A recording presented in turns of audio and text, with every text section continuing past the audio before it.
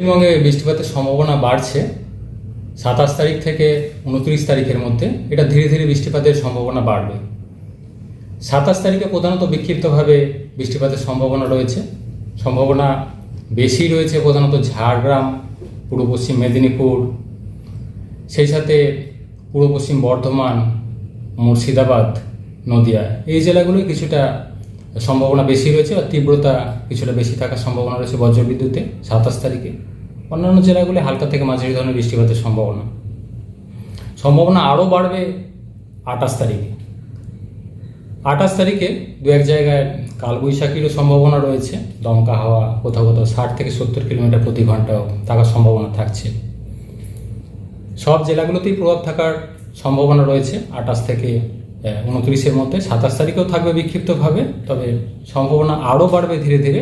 28 তারিখে সম্ভাবনা বেশি থাকবে বা তীব্রতা বেশি থাকার সম্ভাবনা রয়েছে। বজ্রবিদ্যুতের তীব্রতা থাকার সম্ভাবনা রয়েছে 28 তারিখে, এবং সেই সাথে দমকা হাওয়া দক্ষিণবঙ্গের বেশিরভাগ জেলাতেই থাকার সম্ভাবনা থাকবে। 29 তারিখেও কিছুটা তীব্রতা বেশি থাকার সম্ভাবনা রয়েছে কয়েকটা জেলা, যেমন ঝাড়গ্রাম, পূর্ব পশ্চিম মেদিনীপুর, বাঁকুড়া, এই সাইডটায় তীব্রতা বেশি থাকার সম্ভাবনা রয়েছে বজ্রবিদ্যুৎ বা দমকা হাওয়ার।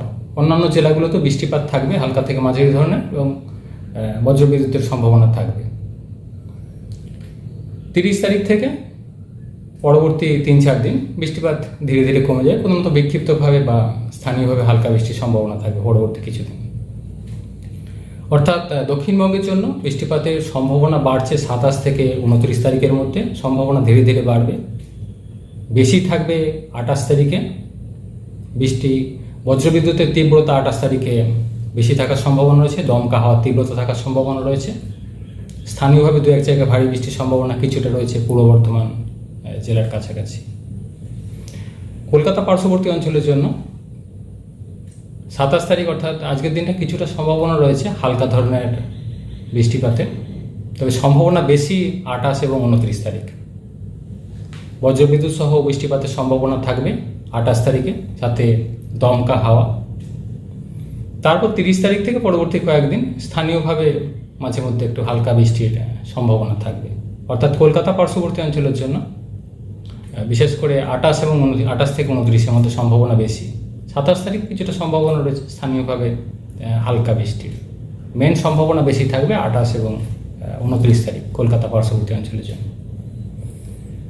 তাপমাত্রা আগামী 24 ঘন্টা, আজকের দিনটা খুব বেশি পরিবর্তন নেই। আগামী কাল থেকে পরবর্তী 2-3 দিনে 2 থেকে 4 ডিগ্রি মতো দিনের তাপমাত্রা কোথাও কোথাও কমবে বৃষ্টিপাতের কারণে এবং মেঘলা থাকার কারণে। বিশেষ করে এখন যে গরম অস্বস্তিকর কন্ডিশনটা চলছে, বিশেষ করে আর্দ্রতা বেশি থাকার জন্য মিনিমাম টেম্পারেচারটা অনেকটা বেড়ে গেছে। কলকাতা পার্শ্ববর্তী অঞ্চলের জন্য যেটা চলছিল প্রায় 29 ডিগ্রির কাছাকাছি, কখনো 30 ডিগ্রির কাছাকাছি মিনিমাম টেম্পারেচার চলেছে, তো সেটা কিছুটা ড্রপ করবে। তবে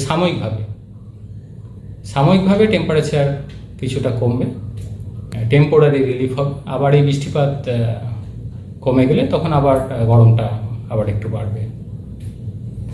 উত্তরবঙ্গের ক্ষেত্রে প্রধানত বিক্ষিপ্তভাবে বৃষ্টিপাতের সম্ভাবনা রয়েছে হালকা থেকে মাঝারি ধরনের। আগামী 3 দিন 2-1 জায়গায় বজ্রবিদ্যুতের সম্ভাবনা থাকছে। তারপর পরবর্তী 3-4 দিন আবার উত্তরবঙ্গে বৃষ্টিপাত আরও কমে যাবে, স্থানীয়ভাবে হালকা বৃষ্টির সম্ভাবনা থাকবে। হ্যাঁ, প্রধানত একটা নিম্নচাপ অক্ষরেখা দক্ষিণবঙ্গের কাছাকাছি আসার সম্ভাবনা রয়েছে। সেই সাথে জলীয় বাষ্পের প্রবেশ যথেষ্ট বেশি রয়েছে। জলীয় বাষ্প তো অলরেডি রয়েছে, এর সাথে একটা নিম্নচাপ অক্ষরেখা যেটা দক্ষিণবঙ্গের কিছুটা কাছাকাছি আসার সম্ভাবনা রয়েছে। এর ফলে বৃষ্টিপাতের সম্ভাবনা বাড়ার কথা বলা হচ্ছে 27 থেকে 29-এর মধ্যে। বিশেষ করে 28 তারিখে তীব্রতা বেশি থাকার সম্ভাবনা রয়েছে। ফিশারম্যান অ্যালার্ট মৎস্যজীবীদের জন্য 28 থেকে 29 তারিখ মাঝে মধ্যে সমুদ্রে দমকা হওয়ার সম্ভাবনা যেহেতু রয়েছে, তাই 28 থেকে 29 তারিখ মৎস্যজীবীদের সমুদ্রে যেতে নিষেধ করা হয়েছে।